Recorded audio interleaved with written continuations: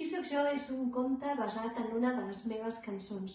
Una cançó que vaig compondre fa anys per la meva filla, la Laia.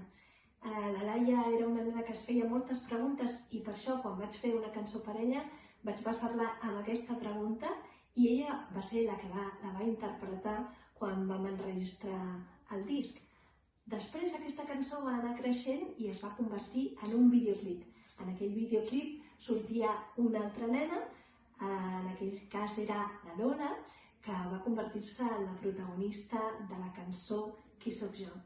Ara, Qui sóc jo ens arriba en aquest nou format, un conte il·lustrat, on la cançó encara s'ha fet més gran i on podrem gaudir d'una història molt bonica i d'unes il·lustracions meravelloses. Espero que us agradi moltíssim.